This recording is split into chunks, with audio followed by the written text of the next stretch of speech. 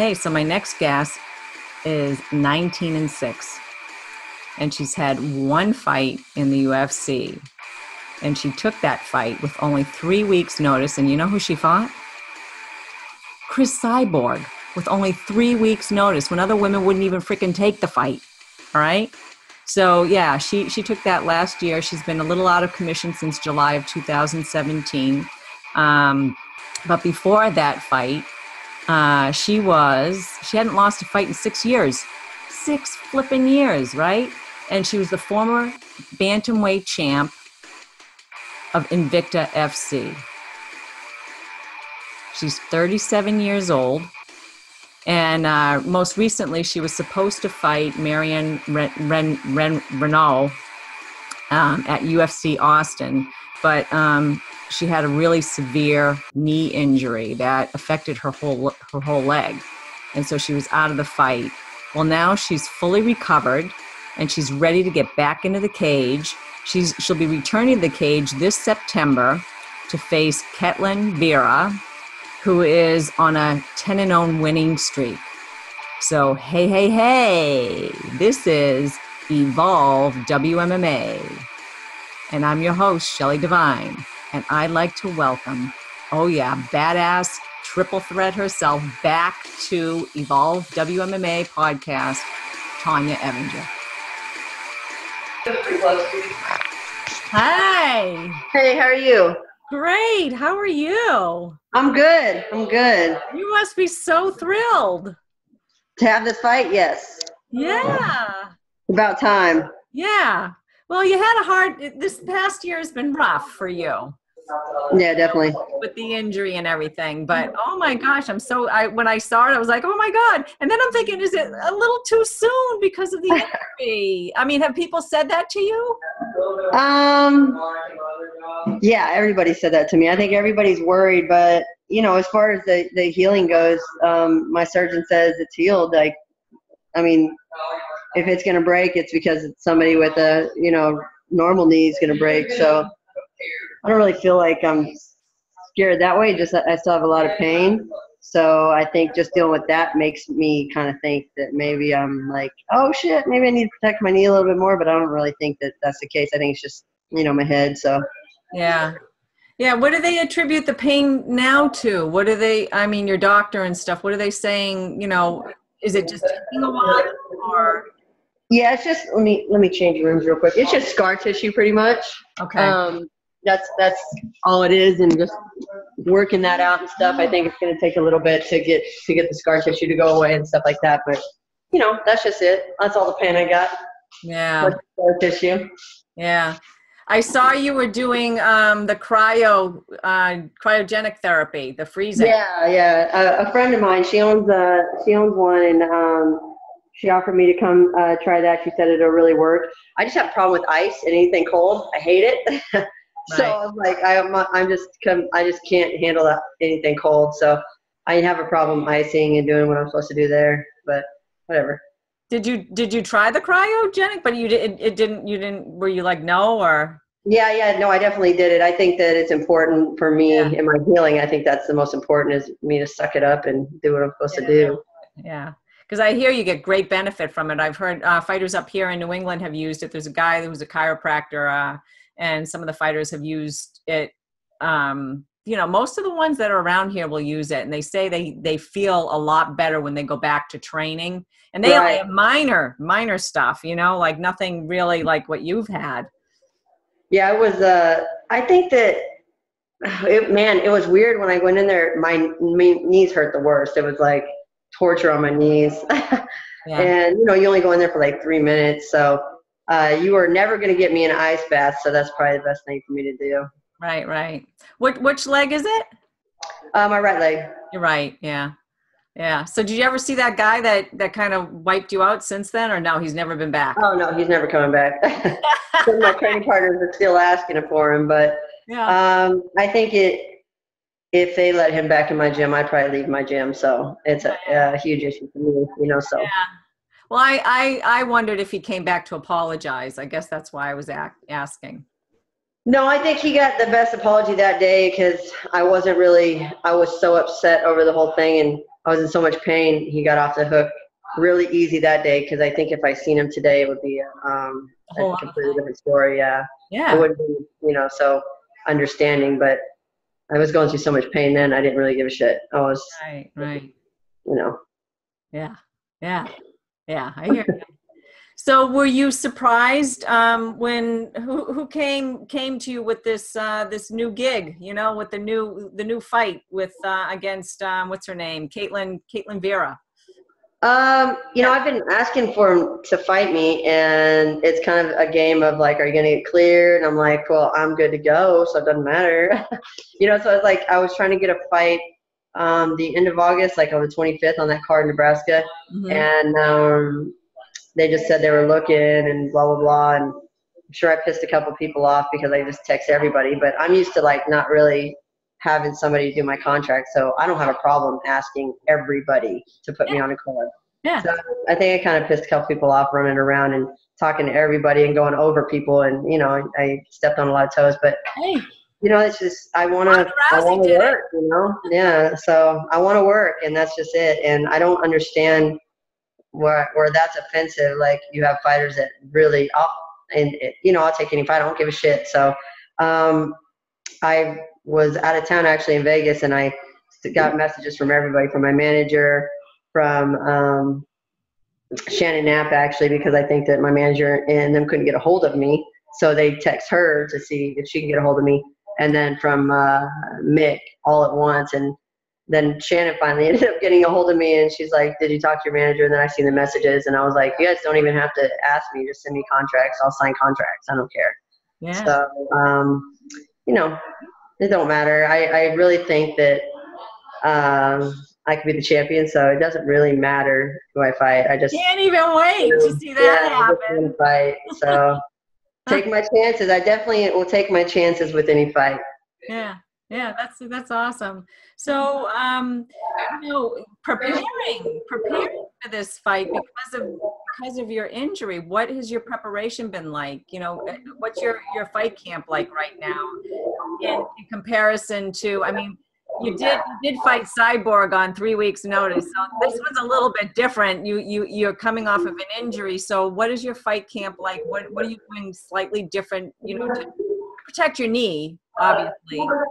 Well, for me, I think, like, I obviously wanted to be on that August card, so I was like, screw it, I'm just going to get in camp right now and start training like I need to get my leg back in shape for my fight. So I just started, like, going full blast.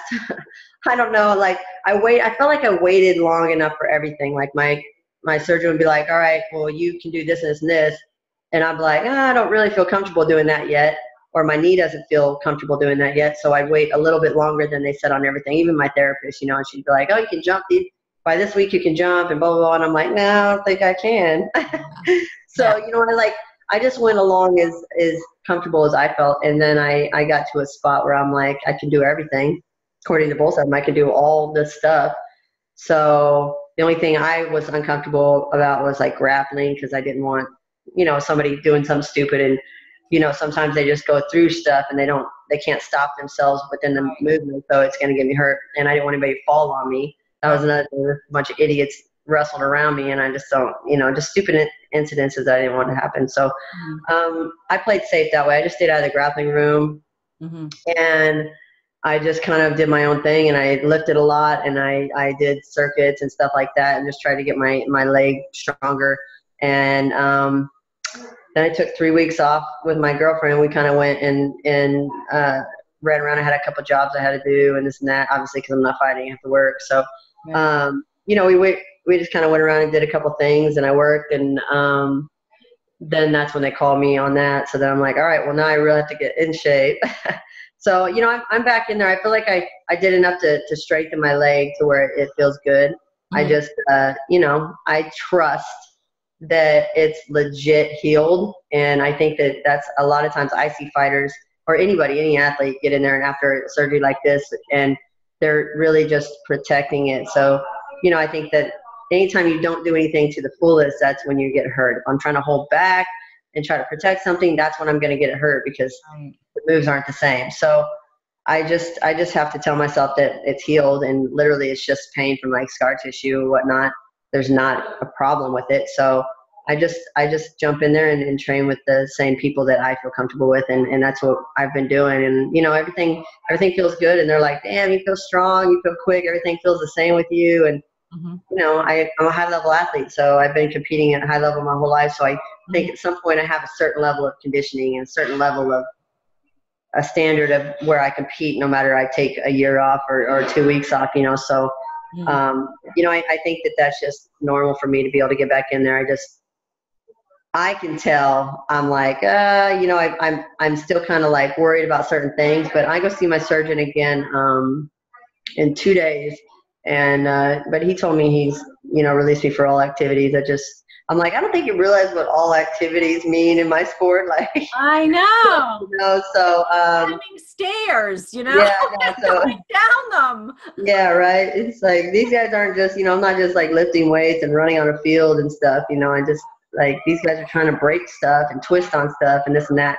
But you know, I'm comfortable. I feel good, and I think every day I go in there and I do more, and I'm like, oh shit, like, I can do this now. I didn't really think I'd be able to do certain things. I figured it'd hold me back and I wouldn't be able to make the movements, and I feel fine. I really do feel fine. So, you know, it's just a head game from here on out. Well, I think you got a major head game because you're coming off of a loss that was a year ago. And it was against, you know, I mean, that was probably one of your toughest losses, I think. You know, I mean, even though it was like a 3-week notice and you kind of were game to get in there, but you're coming off of a loss and a major injury, and you're stepping back into the cage. So how are you dealing with that whole kind of, you know, mind game that goes on in your head as a fighter to get back in there and just persevere and get through it and get in the cage and fight actually a tough opponent? You know, for me, I just think that I got over losing a long time ago, and I got to a point where I was like, I didn't care if I won or lost. If I don't care if I lose, then obviously to me that's a problem. You know, and I think that I got to that point, and I just felt like I wasn't like in there to win. I was just in there to compete. So, you know, I did an interview quite a while ago, and that's what I said. I'm going to get back to fighting the same way I used to fight. And obviously everybody in the country didn't understand what I say, because I say things retarded, I guess. I don't know. No, you don't. I don't know how I say things that people don't understand what I say, but whatever. Obviously I meant that I was just going to get back to the way I was fighting before, where I didn't give a shit, and I was just in there to compete and to win and to finish people. And I did. I jumped on that whole mind frame, and I ran through Invicta the way I did. And I think that just my confidence, I mean, obviously every fight's stressful and every fight's scary, but I think my confidence in myself, and just like knowing that I know how to fight, I know how to compete, and I know how to win, I just got to let myself do it instead of being nervous and scared and, oh, what if I do this? I don't want to do this. I don't want to get this happen, that happen. And man, I just don't give a shit anymore. I get in bad positions every single fight. I'm on the bottom and my opponent's standing over me every single fight. I'm like, you know what? I got, you know, Invicta, I have 25 minutes to win this fight. So this couple seconds or this couple minutes that I'm on the ground in a bad position, I just need to worry about getting out and then fixing the problem. So I just feel like that's where I'm at. I don't really feel like I hold on to these losses the same way, and not in a negative way to where I don't care that I lost, because obviously I cried for an hour or two after I lost that fight. It's hard to believe that you'd cry. Oh my God, everybody sees me cry. Like, God damn, freak out. I freak out. I just don't like to lose, and I think everybody does. You know, when you lose a fight, as soon as it's over, you're like, fuck, if I would have tried just that much more, you know, I could have won that fight. What's wrong with me? Like, I just should have pulled it out and won that fight. And I think that, you know, that's the part that drives me to win, is I don't want that after effect feeling of I'm disappointed in myself. You don't have to be disappointed in me, because I'm disappointed in myself, you know? So, you know, I just don't like that feeling. So for me, it's just, I just got to go out there and go until the buzzer rings, and hopefully I did enough, and I let myself fight enough to win a fight, you know, and that's just where I feel like I'm at. I'm at a solid, you know, frame of mind where I'm not like putting too much pressure on myself to hold myself back, and I'm not like, overthinking it, and I just go do what I do. And if I win, I win. And obviously I don't like to lose, but I don't feel like it's like devastating for my career. I feel like I learned from it. So, take it from there. Yeah. So has this been the longest gap between fights for you? I don't think so. I think that when I went and fought Alexis Davis, I think I was out for like 2 years. I wasn't training, wasn't doing anything. I was like, nobody will fight me. F this sport. I quit. And then they call me and they're like, we need you in 4 days. And I'm like, I got 30 pounds overweight. So I cut 30 pounds in 4 days. Obviously I can never do that again. That freaking hurt. My word. Oh. Way too old. Yeah. Way too old for that now. Oh yeah. But, I cut 30 pounds in 4 days, got all my medicals done, and fought that fight. And people wonder why I gassed after the first round. And I knew, I'm like, I don't give a shit. I'm going to get a rematch eventually. For me, it was a way to jump back on the horse and like get a contract and get some fights. So I'm like, I'm going to try to finish her in the first round because that's all I got. And boy, you talk about sick as that ever was. Oh my God. After hours after that fight, I was so sick. It's horrible. Oh, that sounds awful too, cutting that much weight in 4 days. Good Lord, I can't even imagine. You didn't eat at all and you didn't drink anything for 4 days. You were fat. I'm surprised I'm alive, to be honest. Yeah. It was crazy. Yeah, that is nuts. Wow. So anything, people saying anything, oh, well, ring rust, or that you'll have that when you get back into the cage, or, like anybody kind of saying anything about that for you, or, getting. Nah. I mean, I don't really think that comes into play with me. Okay. I think I'm experienced enough to be able to jump back in there. If you want to call it ring rust, ring rust is probably I'm just, passing me up, and I'm probably just not as good, or the skill levels went above me. I don't really see it as ring rust. Yeah. I got in there the other day and punched my buddy in the lips a whole bunch, so I feel fine. I feel great. I feel like it's all still there. And it felt really good to punch somebody too. I felt like in there and just going at it. Right. And I'm such a nasty little fighter. Like, I don't just stand out there and spar you. I like get you in weird positions and just beat you from all these different angles. And they're like, God dang. It's been a long time since he trained with me. I could tell that, he forgot about all these elbows and all these punches. I punch him everywhere. He's like, I can't do nothing. I can't do nothing.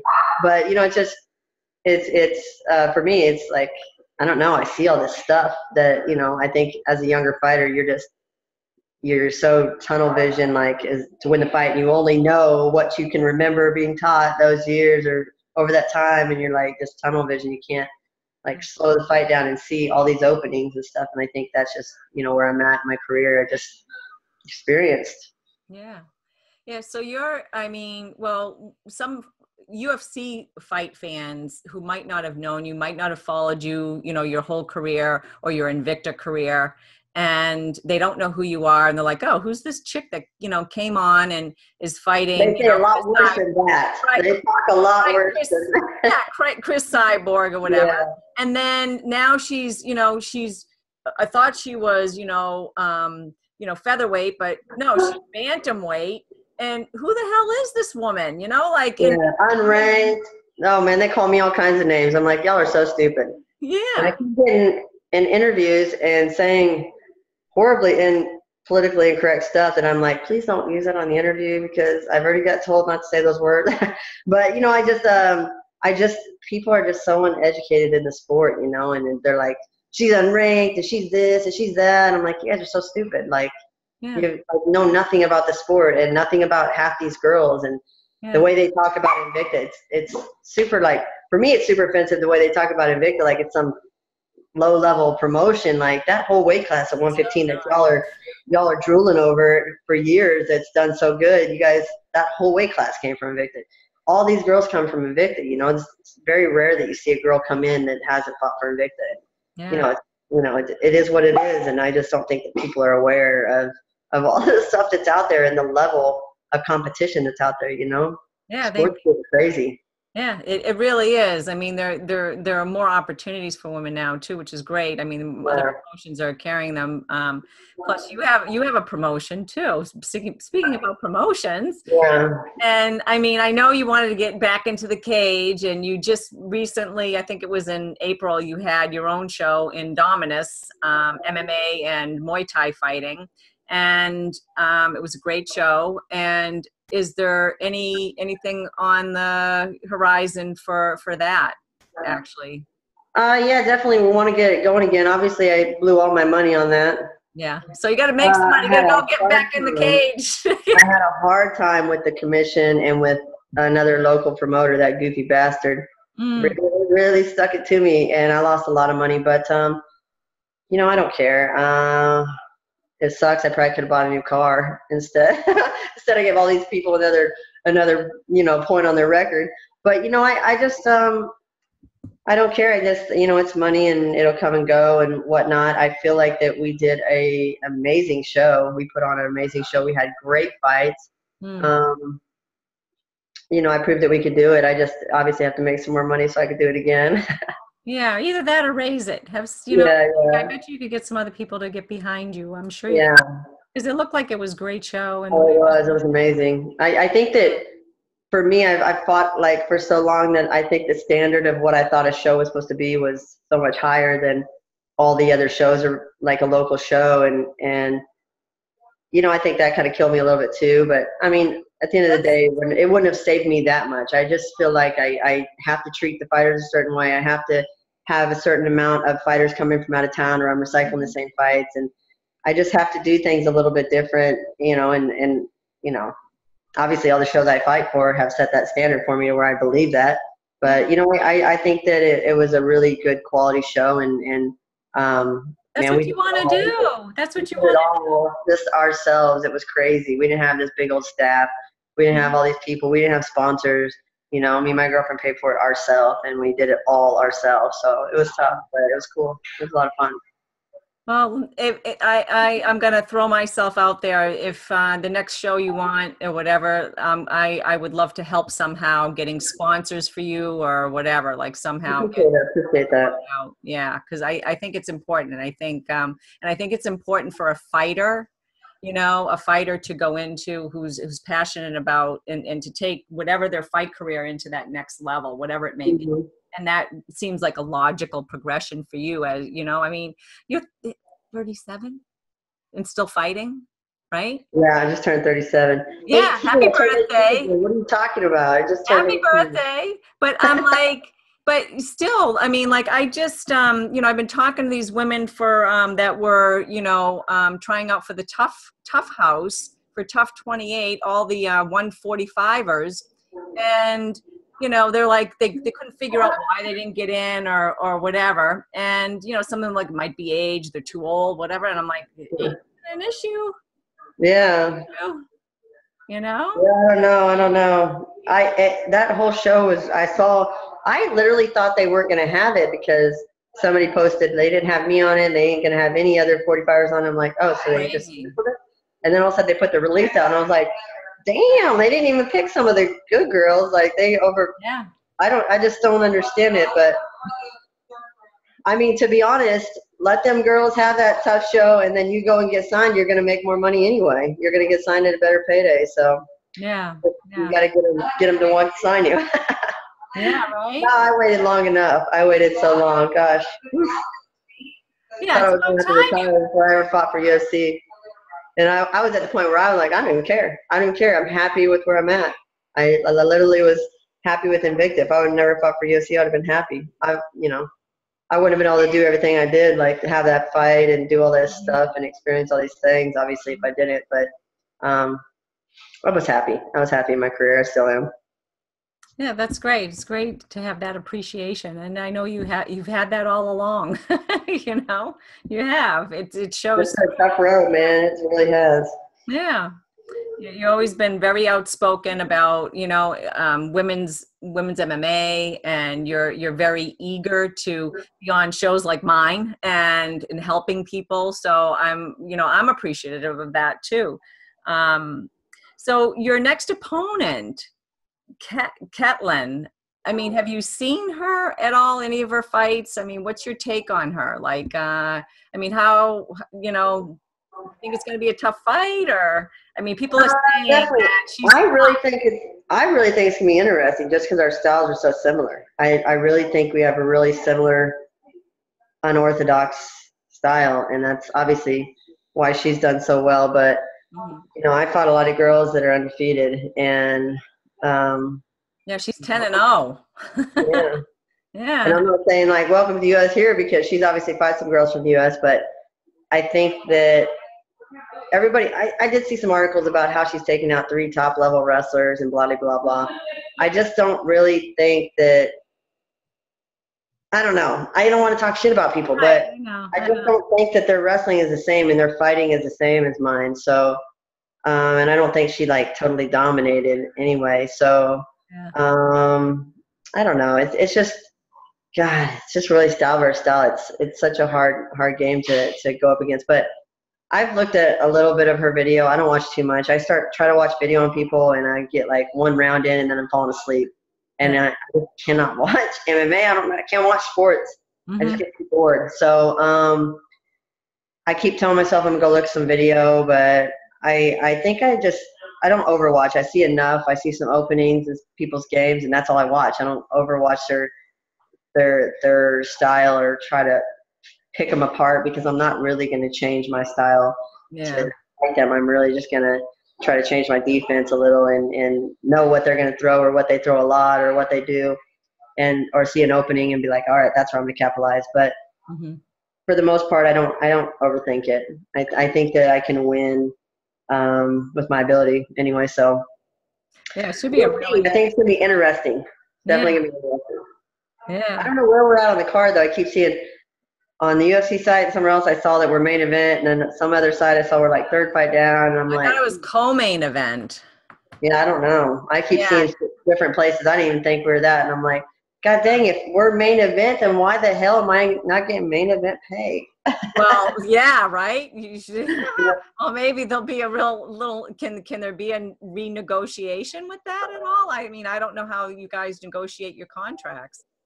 I don't think so, and to be honest, I wouldn't like poke at the bear any. Yeah, right. It doesn't seem to work very well with this promotion, so I just. I know. What was it, Leslie Smith? She's out, right? Like. Yeah, I just am not trying to. I'm not trying to piss anybody off. I'm just trying to be up here as long as I can and get as many fights as I can, and I'll take them all. I told them don't even ask me. Just send me contracts. I'll sign them. I'll fight anybody. I don't care.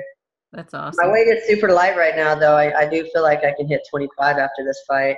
I'm walking so light. I don't know. Do you think you'd go down in weight class and play around in that little? Yeah, I think I have a hard time finding opponents at 35, and all these girls that aren't scared of me, they still say no. They don't want to fight me. So I think that there's a good 6 or 7 fights down there that girls would actually fight me, and I would just run through them girls. I'm gonna try to really knock somebody's head off for real. Yeah, they're so light. I mean, I want to get in as many fights as I can, before I start getting the shit beat out of me. Try to end on a high note. Yeah. And like, she got majority of her fights at the end of her career when she was so old. That would be amazing, like going through three different weight classes and just it up. I mean, I'm already in a sport where I cut weight, so I just torture myself a little bit more and I just want to get as much competition in as I can before I can't. So I don't know if I'll ever quit, but somebody's gonna have to whoop my ass real bad, teach me a lesson. So would you fight in 145 too? Like, I mean, after, if an opportunity came up again for that class? I say I'll fight anywhere. I don't really give a shit. God dang, she was big. Cyborg was so big. Gosh, really? She was big. And I don't feel like there's other girls in that weight class that would beat me. But that girl put on a lot of weight overnight, and I only put on 7 pounds. So that was rough. Yeah, I can imagine. And the thing, I mean, I've been talking to a lot of the 145ers that didn't get, the Tough card, and they're like one of them, Josette Cotton. Have you ever listened to her? Yes. Oh my word, she's just She's not gonna get picked up. Just the way she is and the way yeah. She was talking shit about me on her Twitter not too long ago. Oh, she was talking about how she whooped my ass. And I'm like, first of all, why were you even talking about me? And no, you would never whoop my ass. Yeah.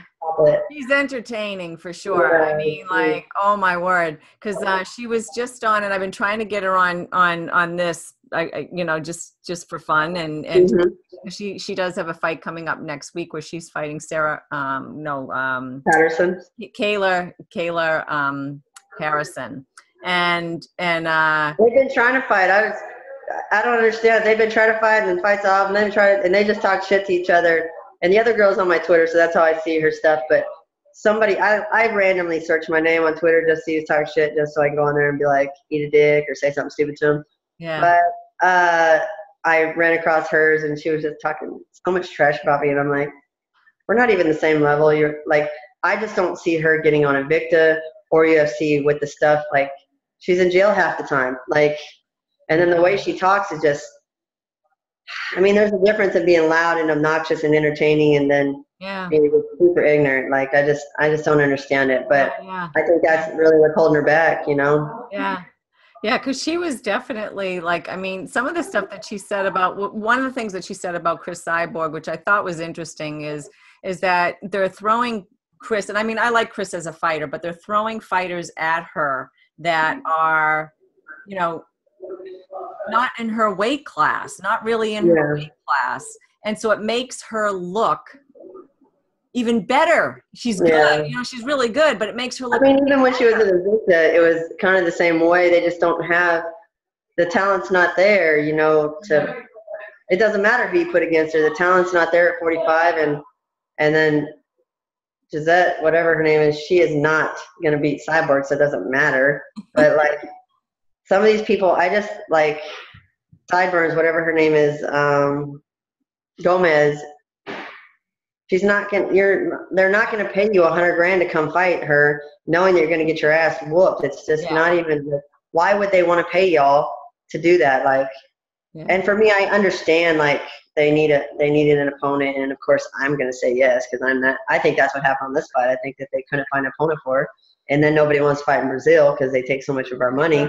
And they're like, oh, let's get Tonya Evinger. She'll say yes to anything. And yes, I will. I will. Whatever. Yeah, wow. And you're going to Brazil again. I just think the talent's not there yet. And I also see Chris too. I obviously think it's her boyfriend, not her, talking on Twitter most of the time, but calling out all these girls that in their weight class that aren't ready to fight her. They aren't, I'm not saying they aren't good. By no means they're up and coming fighters, but they aren't there yet. And you're calling them out because you just want paydays. You want to get fights and fights and fights. And I understand. I mean, I went through that with a lot of promotions. I'm just running out of talent. But, I didn't care. I'm like, I'll fight anybody. I'll fight that girl. That girl wants to fight. She's begging to fight me. Let me fight her. And then she'll be like, no, the commission won't let that happen because y'all's records and this and that. So, it's a kind of a shitty situation she's in, but the talent's just not there. And then you do got the girls at 45 and they lose her. And then they're like, I'm going back down to 35.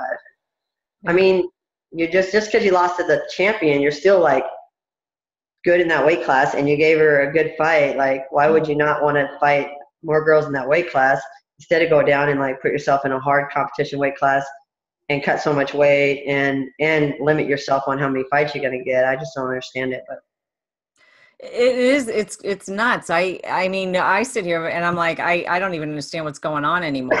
I'm like, I can't even follow it because right. And I'm over here ranked at 145, and I'm ranked below people that I shouldn't be ranked below. I don't know what's up.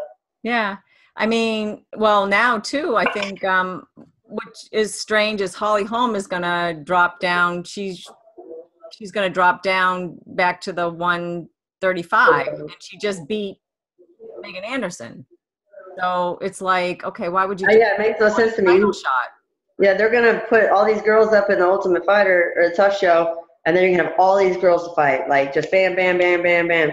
And I just don't understand it. And not have to cut so much weight, I just don't understand it. Yeah. And then they'll all be I'm like, well, shit, you got all them girls. I'll fight 45 and I'll fight 25. You got all these girls at 25. I'll fight 25. And yeah, I don't know either. So, I mean, your target is obviously, you know, the bantamweight title. definitely. Eventually, I mean, one If step there's at a money time. involved, that's my title. That's where I'm going. If there's money involved, I'll take it. Yeah, yeah. But So, yeah, I think the quickest way to the title is fighting whoever. It don't matter. I'm just not going to say no to stuff. I'm not that fighter that like strategically runs through around and up around people and straight to the top without actually facing anybody tough. I'm not that lucky, first of all, and they don't like me enough. And yeah, no, you keep saying that. Why do you? I mean, I know they're giving you whatever, but like, you know, now that you're there, do you still get that feeling that they? Oh yeah. Like, oh, Tonya. Yeah. Really? I mean, I set out after I fought Cyborg. I set out 7 months before they gave me that fight. Like, and they were like, "Oh, well, you're a 45er." No, I'm not a 45er. I am the bantamweight champion in Invicta at 135. And they're like arguing me about ranking. I'm like, why am I ranked at 45? I'm a 35 pounder. Well, you fought at 45. Well, 99% of my fights are at 35. So, well, you can only be in one weight class. It makes no sense. It's like arguing with a wall. It's like, I don't understand. Y'all know I'm 35er. Why can't I just fight at 35? Why is there such a big deal about putting me back in my weight class? My contract says I'm going back to over 35. Yeah. So, yeah.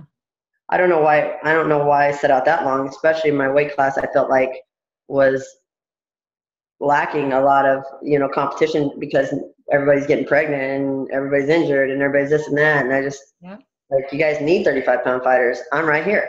Yeah. So I don't know. Yeah, I don't know what the resistance is on their end. That's strange. You know, maybe they have their little favorites fighters and they want to kind of keep them there for some reason or something. I don't know. Yeah, maybe they think they can't sell me, or they're like, this bitch Are you is kidding me? like media, and she's gonna be saying fuck the UFC and this and this. But I am not that bad. I obviously would not bite the hand that feeds me. I just want to fight. Yeah.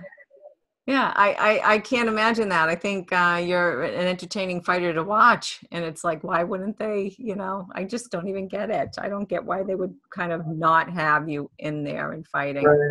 Unless, you know, I don't know.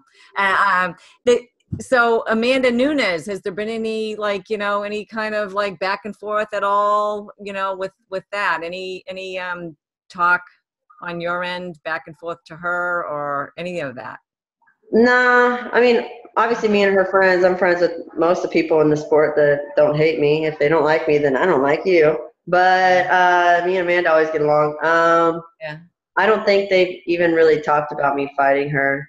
I do think that this fight right here will put us up for a title shot, but then people are like, well, if Evinger's fighting Ketlen, then that means Holmes fighting Nunes. I'm like, y'all, you all have missed all the news. They believe every fake news, but not the real news. Like, she's fighting Cyborg, so nobody's getting a title shot till next year. There's no way they're going to have Nunes fight before she fights Cyborg, because what if she loses? And that fight just looks ridiculous. Yeah. Do you think that they're actually going to make that fight happen, Nunes and Cyborg?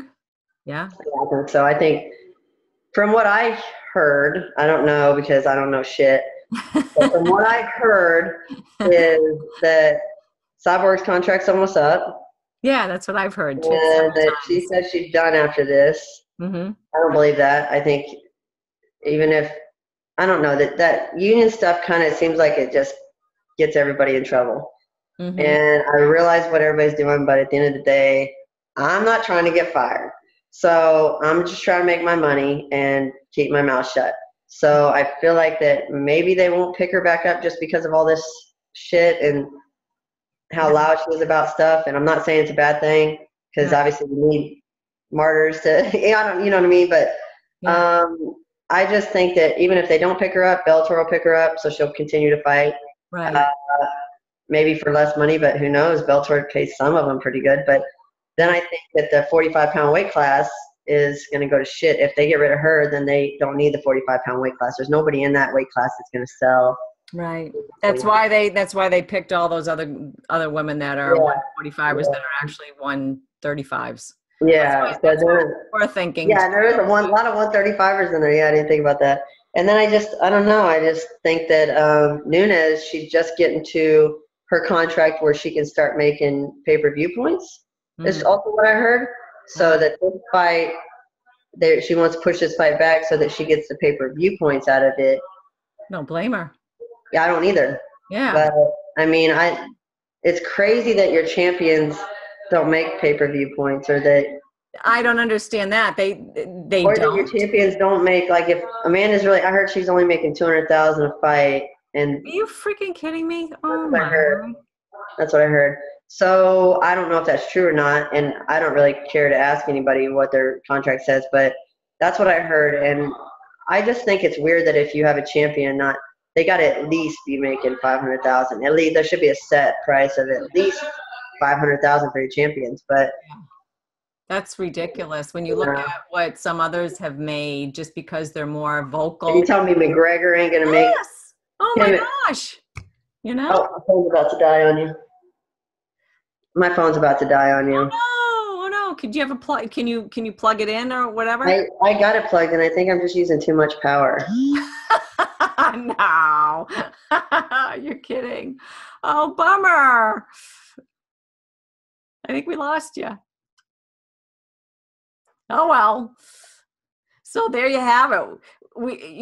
She blew out with her phone. Her phone blew out. So we'll have to, kind of take this up at another time and finish it. My goodness. Oh, what a bummer. I'm like, we were just getting into some good stuff on this show. So anyways, that was Tonya Evinger, and hopefully we can get her back on maybe and after her phone gets charged. And we'll finish this interview. Hey, you're back. Sorry. Hey, no worries. I've been editing another episode. So we left off. We were talking about the matchup between Cyborg and Nunes. Yeah. And there's a little, Cyborg doesn't want to wait until December, I guess, and Nunes is like, do it then, or. Yeah, but what's the difference in when Nunes said she'd fight her and Cyborg said she had to wait till, whatever. Remember the last time they were talking about it and Nunes said yes, and then Cyborg's like, well, I got to wait till whatever this month to heal up from cutting all that weight or whatever she was saying. Yeah. I don't see what the difference is there. I think she's just trying to rally for that fight. Yeah. So, yeah, because she's saying, well, she's probably only going to have 2 fights left. Yeah. Like, contract. And I think she's done a lot of like talk about what happened with the Tough 28 thing, but I mean, whatever happens with the 145ers, I mean, it actually puts you can kind of just sit back and watch, and you can see how it plays out. Yeah. Take care of the bantamweight division, get your title there. I feel like this is what I feel like. If they're gonna fight in December, then since my weight's so low, I hit. Sorry, my girlfriend's massaging my foot and it hurt. It's super sore today. I feel like I could hit this fight at 35, and then go hit a fight at 25, because I don't feel like any of us are gonna get a title shot at Nunes by the end of the year. That's for sure. So then I hit that 25-pound fight, and then possibly hit that title shot when she comes back, and then set myself up at least for some 25-pound fights. Yeah. I mean, it'll be interesting to see how that whole division plays out, Right. I mean, right now, I mean, you're signed with the UFC for the bantamweight. How many fights do you have with the UFC? How many fights did they give you in your contract? Can you say? I'm sorry. Somebody called me and I didn't know it'd take over. Say that question again. Can you say how many fights you have on your contract with the UFC? Yeah, I got 4 more fights. 4 more, so that's great.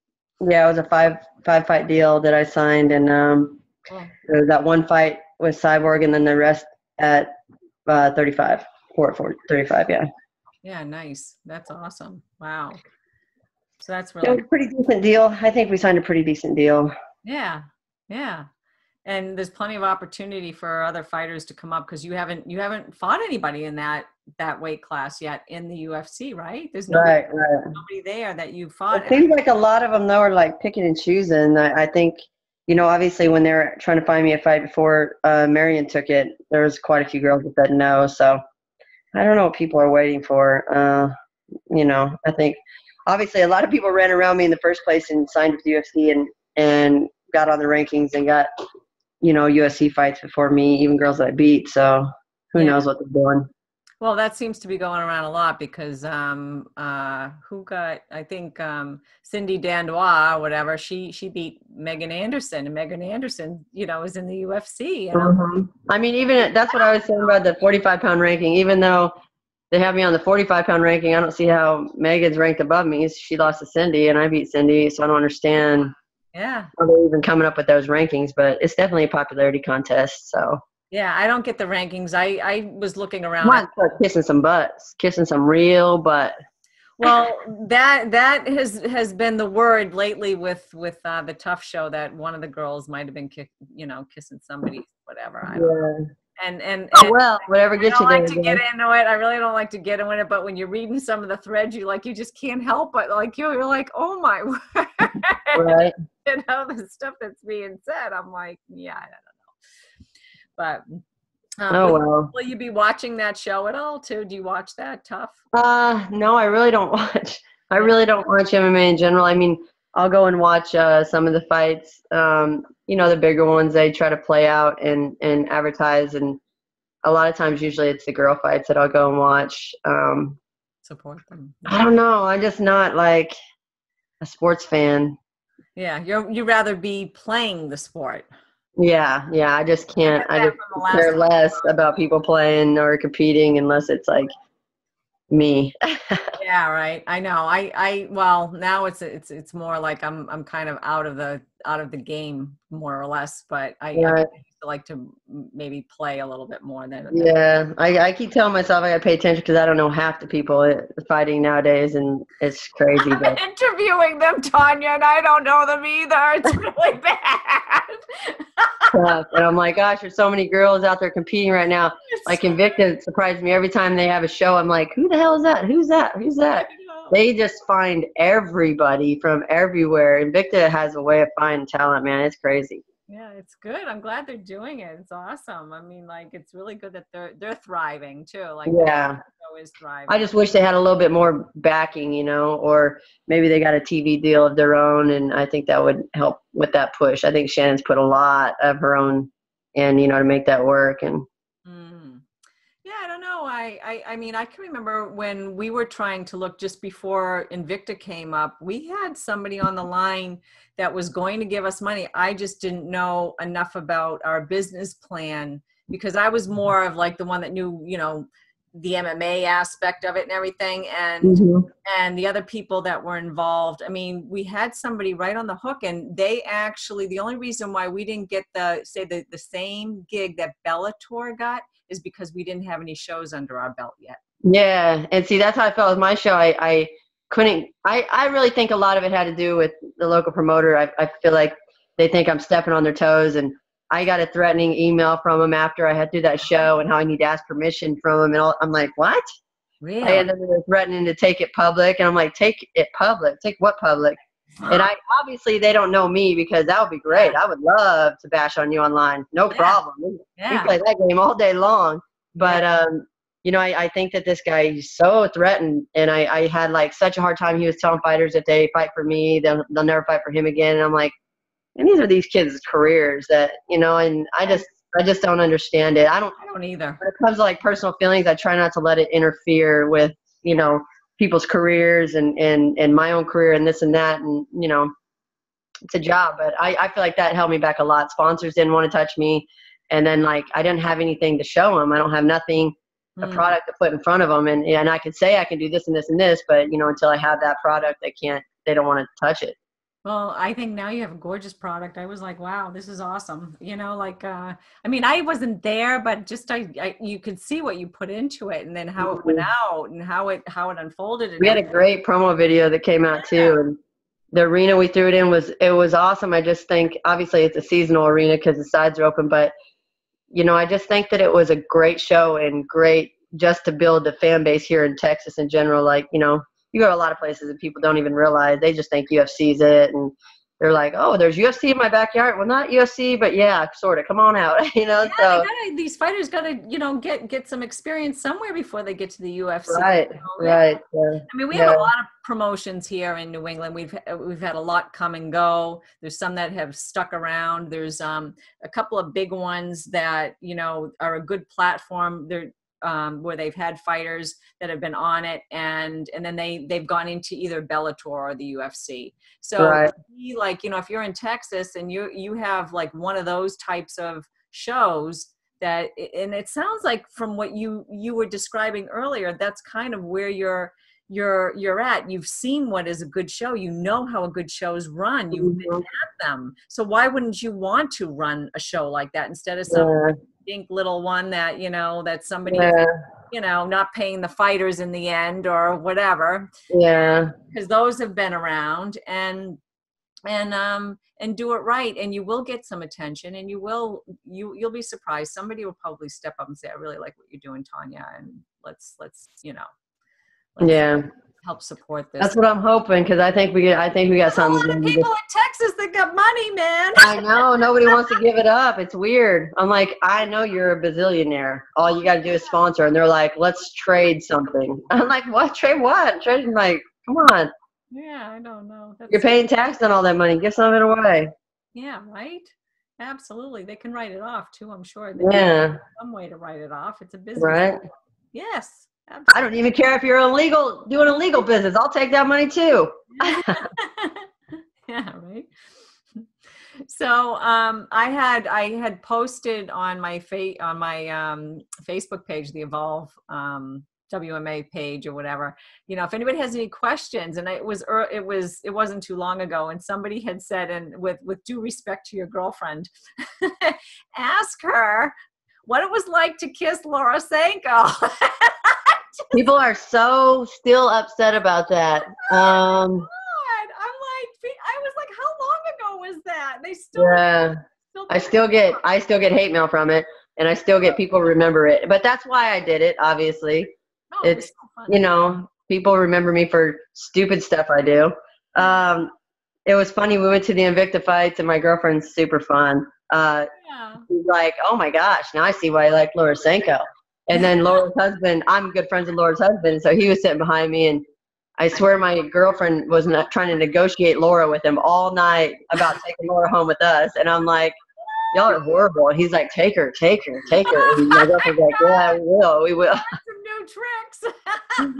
Yeah, my girlfriend's super fun. She don't care. She's fun. That's hilarious. I'm obviously not like that. I'm like, oh, you're my girlfriend. That means I'm clean cut. I'm clean. I think I have this weird image of being this player and this and that, but I don't. No, I'm just a flirt. That's it. Oh my God, that was so funny. Yeah, so I'm sure you'll make this guy Fidel Diaz happy with that statement. Thanks, Fidel, for asking the question. Oh my gosh. I'd do it again. Yes, that's the question. I would do it again. Yes. He's probably saying, I wish I could do it. Yeah. I think half the hate mail is just them being mad that I kissed the girl they couldn't. So they're like, you're come back, dyke. And I'm like, oh God. Get over it, guys. It's all guys. Oh God, they're such horny bastards. Yeah, they're like, they want to get me in trouble or this or that. And I'm like, if you guys have never just kissed a girl, you probably never had a girlfriend. Like not very people ask to kiss a girl when they're just trying to sort of make a move. I don't know. That's crazy. Right. So funny. So what is your favorite meal that your girlfriend cooks for you? Everything. She does. She's Cajun, so I am not quite. Wow. Yeah, so I'm not quite on the Cajun stuff yet. My taste buds aren't there. And sometimes she makes things so hot. I'm just like, how am I supposed to enjoy this? It's so hot. And obviously they just make fun of me because I'm a white girl. But yeah, I'm not quite there with the Cajun food yet, but she makes really good food. And I've got her on this thing where she thinks she's going to do this camp with me and get in shape and eat healthy and stuff. So she's starting to get on the the diet plan that I kind of have planned out, but she cooks for me all the time. She's good. She's good to me. That's good. Does she train now too? Is that what you're saying? I have her come to the gym. She'll do strength and conditioning with me, and then I'll have my buddy. He's her boxing coach, so she's just learning. It took me a minute, and then she's like hated it, and then now the other day she's like, I actually like boxing a lot. Like I'm really getting into it. So I'm like, you need it because you can't defend yourself. Yeah. Oh, I think every woman should learn some form of self-defense, striking anyways. Absolutely. Yeah. Well, she's starting to think about like maybe doing some jiu-jitsu or this or that, and I'm like, definitely. But I think that I just kind of told her, obviously when you first start, it's going to be one of those things where you don't like it because you can't get up. They're on top of you. It's overwhelming. You're an adult, so it's like hard to swallow the fact of your ego and not being able to get away, and people quit because of that. So I just think that it's going to be tough at the beginning. But I told my buddy, I said, I was in there training. She didn't have anything to do. And I said, hey, teach her some jiu-jitsu. And I'm over here sparring. And I turn around and he's teaching her self-defense. And I was like, that guy, I just forced a gag ball in that guy's mouth last week. He cannot defend himself. He shouldn't be teaching you anything. like that. Like, teach her some jiu-jitsu, bro. Yeah. Yeah. But, well, it's funny how somebody will always step up to the plate when they really don't know and they're not in the position to be a teacher. Yeah. And he knows what he's doing, but I'm like, I never told you to teach your self-defense, man. Yeah. When I forced that gag ball in his mouth, I was like, this is for strengthening your jaw, bro. Oh, that's awesome. Well, that's great that she's doing that. That's you guys have been together for how long now? Since November last year. We were friends for quite a while, for like maybe a little over a year. We were really good friends, and then I was like, nope, can't date this girl. She's gonna hurt my heart. So I'm like super particular about, I don't want to date anybody that I feel like, I don't know, is gonna hurt me. So I'm like, nope, no girlfriends. I just flirt. And then how did it happen then? I obviously, aside from the Laura Sanko thing, I am not the type of girl that puts moves on people. Like the girls that end up dating me are girls that come after me, not the other way around. Yeah. So I don't know, I'm real crazy up front and loud about things and like make you feel uncomfortable, but I'm not like the type that's going to close the deal. So I'll flirt with you all night long, and at the end of the night I'm like sneaking out, gone by myself. Or I'm telling my boxing coach, let's go. So I'm not that person, but I don't know. We went out to California for a trip for her, and I don't know. We're just friends, and then obviously she stayed. I've had to take her home a couple times with me because she's so drunk, and I didn't want her driving. But she's like, she'd wake up in my bed, and I'd always sleep on the couch. So she's like, oh my gosh, this girl's so awesome. And then I don't know, one night she just was super drunk and tried to put the moves on me, and I was like, you just messed up. Oh, so she basically twisted your arm? Yeah, forced it on me. Yeah, right. Yeah, right. I definitely liked her. I mean, I definitely liked her. I just thought that we wouldn't. She's a little crazy, and I have a little crazy personality, but when it comes to relationships, I'm really like clean. I don't like anything, or like I'm just super like one girl. I don't flirt, I don't cheat, I don't do anything. I'm just whatever. And I was like, she's a little wild. She doesn't have relationships. She likes the open relationship thing. Like I've been friends with her, so I know what she is. And then so I didn't think it would work. I was like, no way would I ever date this girl. And now here I am dating this girl. It's fascinating that there's so many female same-sex couples that are in women's mixed martial arts. And I think in sports in general, I think that you find a lot of gay girls in sports that play sports. Yeah, but you don't see the guys, out there. Yeah, I think that's couples. You get a lot of hate. I mean, I get a lot of hate anyway, but like as a girl, but to be a guy in this sport, I think that you would get treated so different, and it sucks. I mean, it really is a shitty situation, but I mean, I went to college with some guys that were gay on our wrestling team, and there's no way they would have came out or or, you know, I knew because they would tell me because we Yeah. were all friends, but like, there's no way just their image alone, it would change everything, and their status on the team and stuff. And it just Wow.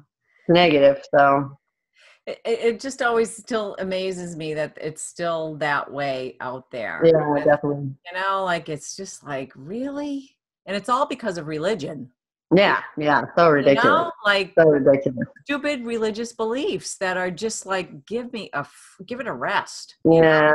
We went to Gay Pride, and obviously people were giving me so much shit about that. They're like, Gay Pride's about being gay, not going out and showing your inner freak to everyone. I'm like, that's actually what Gay Pride is all about, because we all are gay every day and we have to be normal and just live our lives. So obviously Gay Pride is about being a little over and extreme and everybody going out and celebrating. That's what it's about. And so there was all these religious guys, and they had these barriers separating us all, and they'd have like 10 foot, and then they could stand up there, all these religious people. And my girlfriend had my buddy, who's not even gay, and she had him on a leash. It was ridiculous, but it was funny. And I just like making them do crazy things that they're not comfortable with, but they're down with it. So she was driving around on a leash, and he was talking so much to this guy. He's like, don't let that whore drag you around. I'm like, how are you supposed to be like all religious and this and that, and you're calling this girl a whore? Like, it's so ridiculous. You're yelling it over loudspeakers and shit, and I'm like, can I just whoop his ass? But the cops are like right there to make sure you don't cross that barrier. But like, come on, man. Like, geez. Yeah, it's so weird because they'll use it as an excuse to have bad behavior themselves, and it's not that you have the bad behavior; it's they have the bad behavior. Yeah, I don't understand. Or like I had a preacher write me on Instagram and write me all kinds of negative stuff and how I'm a dyke and this and whore and this and that. And I'm like, I go look at the side. I'm like, you're a preacher. Like, you're a freaking preacher, and you have kids, like young kids. Like, how you gonna write me? And so then I got in an argument with him. He wrote on my page all this stuff, and so I went on his page and wrote all this stuff, and then he ended up blocking me. But man, I'll get in an argument with you all day. If you want to throw insults, I could do that all day long. Right.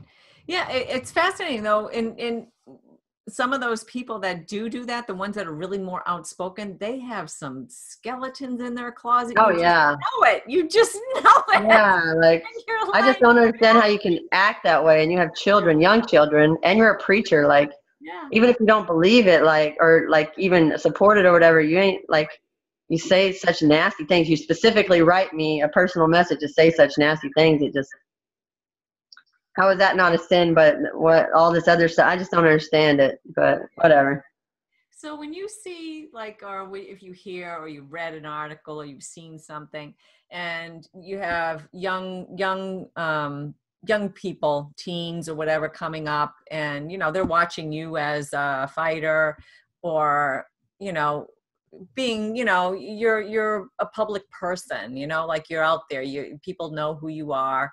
And when you see young kids coming up that are struggling and they're seeking their identity sexually, you know, what would you say to them, or their parents for that matter, or say to them or their parents to kind of, you know, ease up on the, you know, the bullying that goes on because of it, or any of that stuff that goes on? It's so weird. Me and my girlfriend got an argument about this because I don't remember we were watching this documentary on the plane, and it was about this town in Louisiana or something, and about these gay couples and them trying to live within this town, being gay, and all the hate and crazy stuff that they had going on. And I just, and like how one girl changed from being gay her whole life, changed because now it's a sin and this and that. And I guess I'm just that person that doesn't understand, but I obviously think that I'm more like bullheaded, and like I don't know, I'm more strong-willed about it all. Like, I just don't care. But and I'll say, like, you know, if I'm this way, I just don't give a shit if people like it or not. I don't care. Me and my brothers had it out over me. One of my brothers, he's like, I don't want to see this and this and this, and he was saying faggot this, faggot that. I don't want to see him kiss. And I was like, well, I don't want to see you kiss your fat girlfriend. So he's like, I don't give a shit, blah blah blah. And it's so crazy for me to like hear this because it's my brother and he grew up with me. And And then to hear, like, when I talk about, like, me as a wrestler in my high school and not getting recognized because I'm a female, and I'm the only one not recognized, and I'm the one that went farthest out of my whole town, out in the whole wrestling team, and my name ain't on the wall and this and that. And my brother gets in an argument with me about it.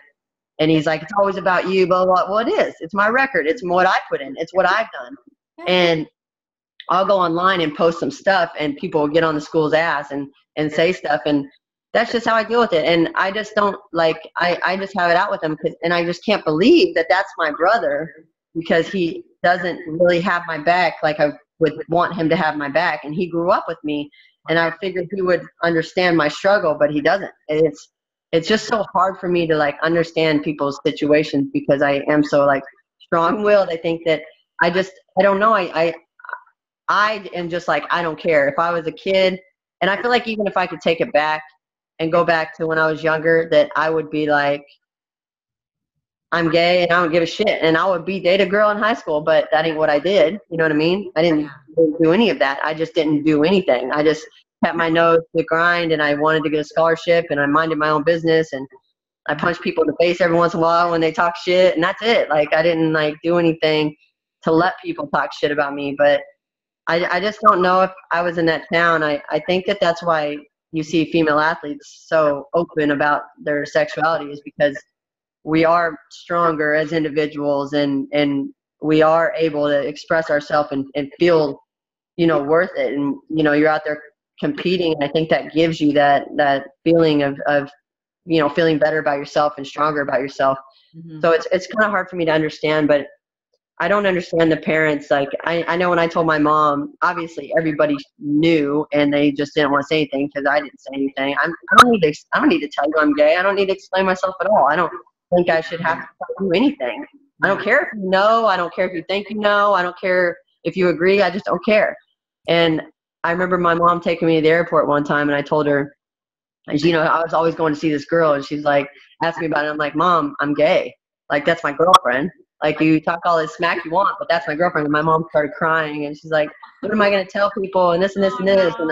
And I just couldn't even feel bad, because I really don't care if you're sad. This is my life. Like, yeah, because they're human. And I'm the one that has to live with it. You're so sad about the way that I am and the way I have to live, and I just couldn't feel sorry for her at all about it. And it's so crazy. And obviously my mom is so supportive, like, in everything I've done, and now she don't give a shit.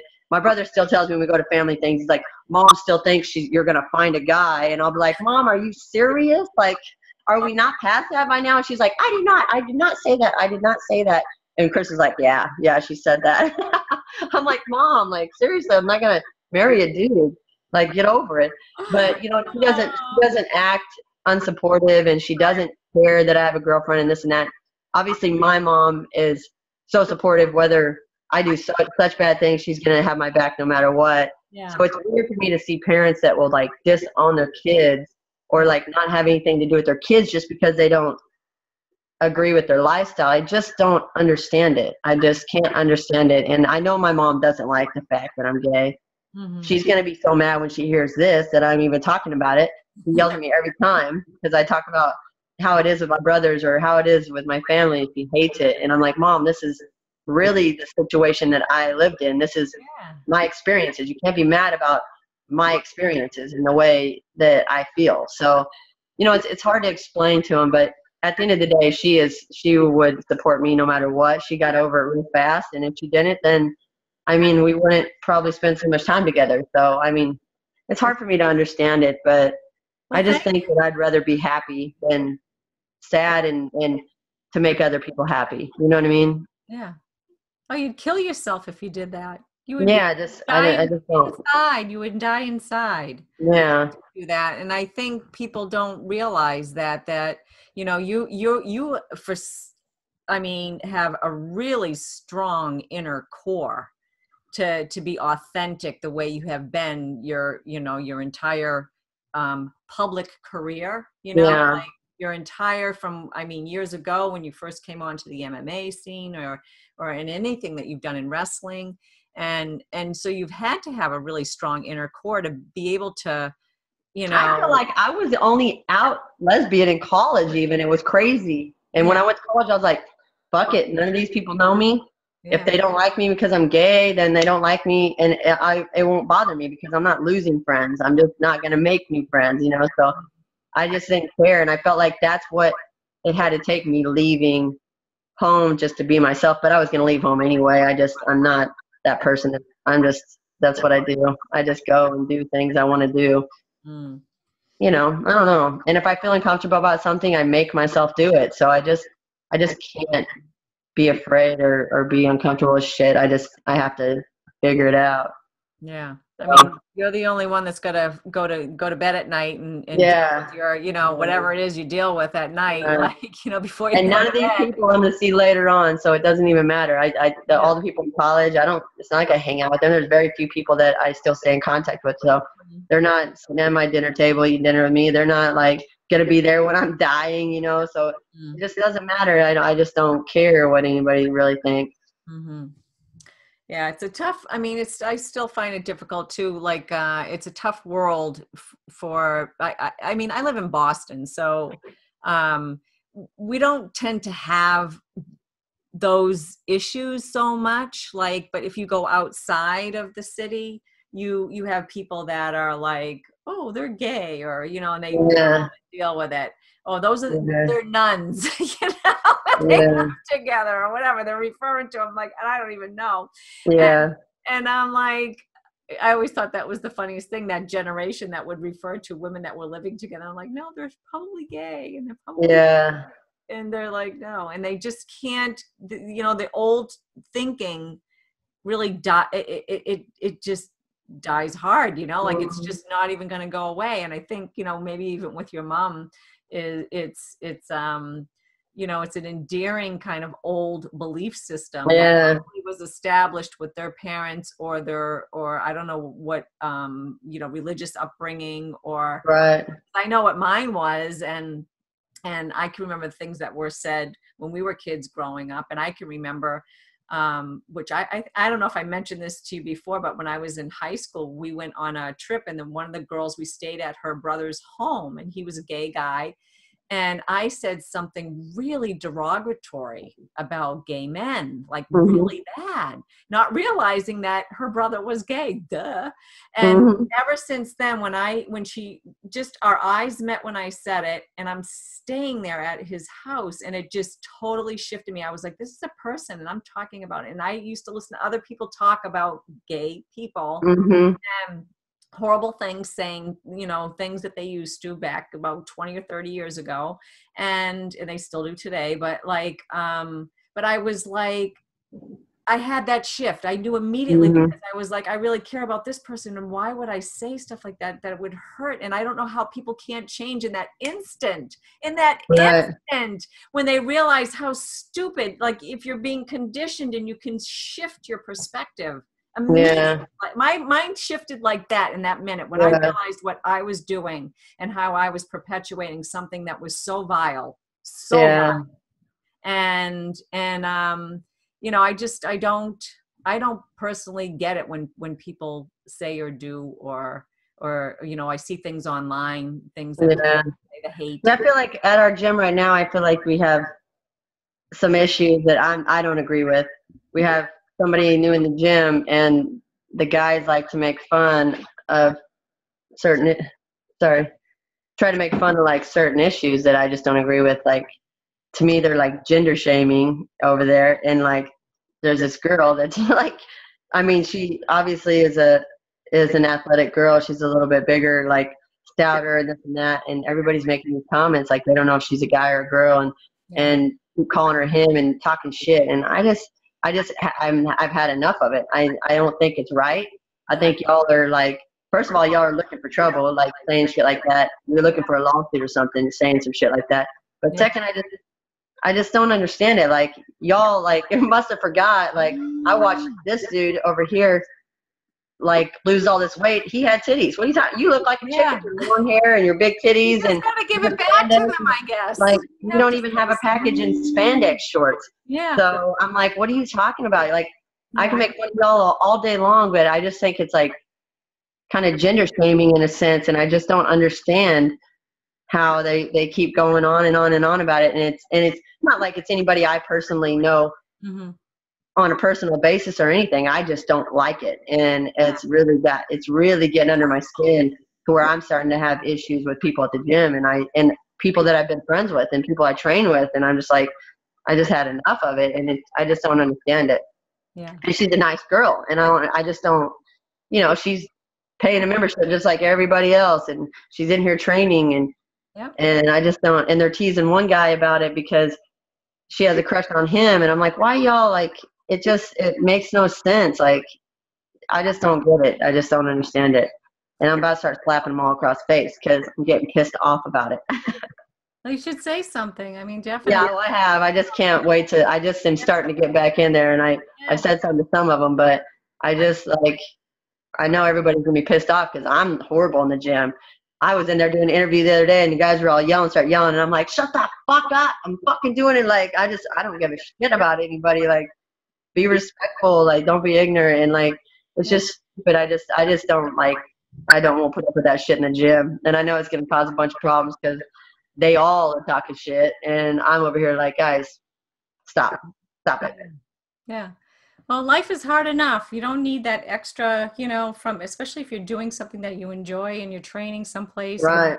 You kind of feel good. And then that stuff comes over. I mean, I know I experienced some of that from guys and it really puts a really bad taste in your mouth and you're like, shit, I'm here doing this, that, or the other thing. And I really love this. And I got to contend with this bullshit because of some sort of weird, insecure thing that you have. Yeah, exactly. It is. It's some sort of insecure thing. I mean, it's all fun, like if you're face to face and you're making fun of each other and you're saying those things, But I talk shit to them on a daily basis, but come on, I know y'all being serious here and y'all doing it behind people's back, and it gets old. It gets super old. Yeah, it's not good. It's not fun at all. So I don't want to keep you anymore. You probably get a nice little foot massage and leg massage still, are you? No, she left me already. She's like, I'm out of here. When I was like, making eye contact, stop. So, would you like to give a shout out or, to anybody, sponsors or potential sponsors or your teammates or a little word to your next opponent, anything like that? I don't talk crap like that. What if I got my ass kicked? That'd be embarrassing. But definitely, I have a great sponsor, Never Tap Canada. They're always on my back and supported me through a long time of my Invicta career, and then my last two fights. Well, my last fight with UFC, and then this fight. And man, I couldn't thank those guys enough. They helped pay for part of my camp, and they really put themselves out there to better my career. So I definitely thank those guys over at Never Tap Canada. And then, my coaches, all my guys out at War Training Center that helped me, and Aaron Pena, my boxing coach, comes over there and helps me. And, everybody that just kind of puts their little time in to train with me and stuff, I definitely appreciate it because I need all that special training, Absolutely. Well, I'm wishing you great training camp. And then can't wait. You can't even, well, I can't wait to see you fight again. So that'll be awesome. I'm looking forward to that. And thank you again for being on the shows. Do you guys need sponsors for your Oh, I need sponsors for my own self and for my promotion. Always. That never ends. Yep. So we're looking for sponsors for the promotion and to get her fight team down to Brazil. Exactly. Because I ain't paying for their shit. Yeah. I pay them too much money already. They pay for their own flights. Yeah. All right. Well, good luck, sweetheart. And can't wait to see you kick some ass. Hey, thank you. I appreciate it. All right. Thanks again. Bye-bye. So, hey, how about that? That was Tonya Triple Threat. I can't even say it. TTTT. That's why it's Triple Threat. So, hey, that was Tonya Triple Threat Evinger. She'll be fighting this September in the UFC Fight Night 137 in Sao Paulo, Brazil on September 22nd. She'll be fighting Ketlen Vieira. So make sure you mark the calendar to watch that fight. It should be a great one. And it could be a little, preview of what's to come, say, in the Bantamweight division, because I'm telling you, Tonya Evinger is going to be on a mission. I know I'm in her camp. I am totally a team filthy, and can't wait to see her fight. If you like what you heard today and are eager to hear more, remember to subscribe, download on iTunes, or better yet, 10x your energy without destroying your body by signing up for my free 3-part video series. You can sign up at my blog at www.evolvewmma.com, or simply follow us at facebook.com/I-love-WMMA. This is Shelley Devine. Until next time, thanks for listening.